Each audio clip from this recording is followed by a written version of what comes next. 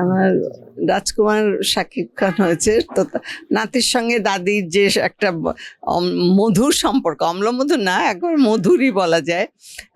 অম্ল এই জন্যে যে অভিমান আছে সেখানে, দাদি শেষে অভিমান করে কারণ তার রাজকুমার চলে গেছে দূর দেশে, তাকে কাছে পায় না। তো সেই হিসাবে কাজটা বেশ ভালো হয়েছে এবং আমি যতদূর জানি যে দর্শক নন্দিত হয়েছে আর কি। না, ও আসলে মনে হয় একটু মানে রিজার্ভ টাইপের, কিন্তু আমার সঙ্গে যতখানি কাজ তার ইয়ে ছিল, খুব মানে সে আন্তরিক ছিল এবং একসঙ্গেই করেছি কাজগুলো। এত অল্প সময়ের মধ্যে তো একটা মানুষকে বিচার করা যায় না, তবে হ্যাঁ, সে খুব ভদ্র, অমায়িক এবং যতটুকু তার সঙ্গে আমি কাজ করেছি ছিলাম খুব কোঅপারেটিভ আর কি।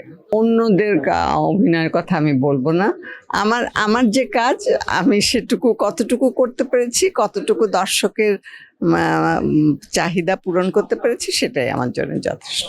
মানে দর্শকের যদি মনকে নাড়া দিতে পারে তাহলে তো আমি মনে করি যে ছবি তৈরির সার্থকতা এবং আমরা যারা অভিনয় করেছি আমাদের অভিনয়েরও সার্থক আর কি।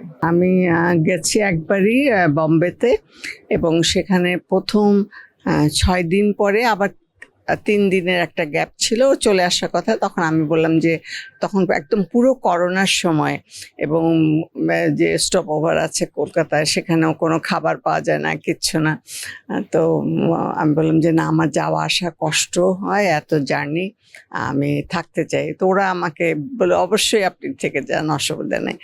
পরে থেকে একেবারে কাজ শেষ করে প্রায় 11 দিনের মতো থেকে তারপরে এসছি আর কি।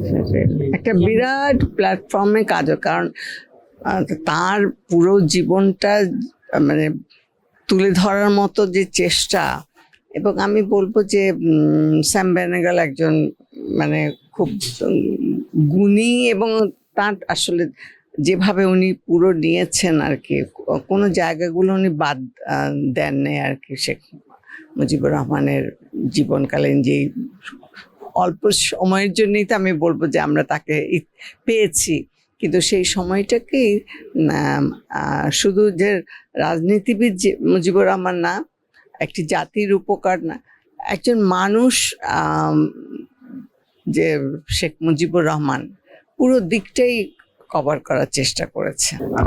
না, এটা তো আসলে আমরা জাতি হিসেবে খুবই দুর্ভাগা।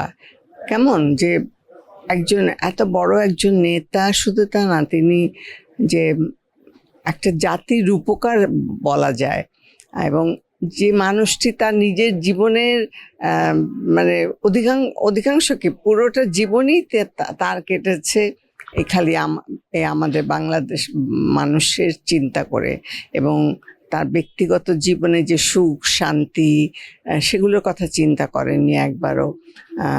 জীবনের প্রায় 1/3 সময় তার জেলখানা এবং এইসব সংগ্রামে চলে গেছে।